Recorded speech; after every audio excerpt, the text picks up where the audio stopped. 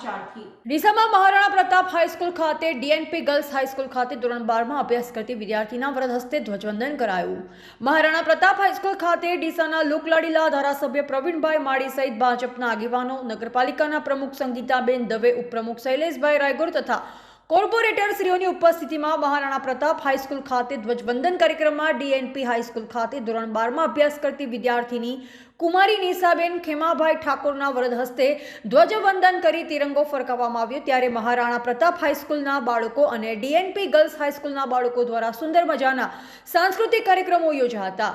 ત્યારે આ કાર્યક્રમમાં તાજેતરમાં અયોધ્યા ખાતે થયેલા શ્રી રામ ભગવાનની પ્રાણ પ્રતિષ્ઠા નિમિત્તે શ્રી રામ અને સબરીની કૃતિ આકર્ષણ બની હતી।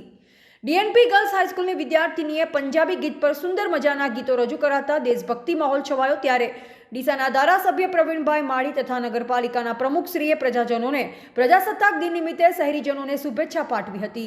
આજે આપણે 75માં પ્રજાસત્તાક ગણતંત્ર દિવસની ઉજવણી કરવામાં આવી, તો તેની હું ડીસાવાસીઓને ખૂબ ખૂબ શુભેચ્છા પાઠવું છું। 26 જાન્યુઆરી ગણતંત્ર દિવસની ડીસાના સૌ નગરજનોને, ડીસાના તાલુકાના લોકોને સૌને હું અનેક ઘણી શુભકામનાઓ પાઠવું છું।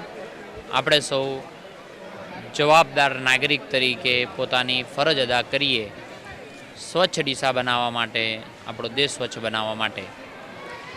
જે નરેન્દ્રભાઈએ જે સ્વપ્ન સેવ્યું છે કે સ્વચ્છ ભારત, એમાં યોગદાન આપવા માટે આજના તબક્કે સૌ નગરજનોને, તાલુકા લોકોને વિનંતી કરું છું। અહેવાલ અમૃત માળી, સંબંધ ભારત ન્યૂઝ, ડીસા।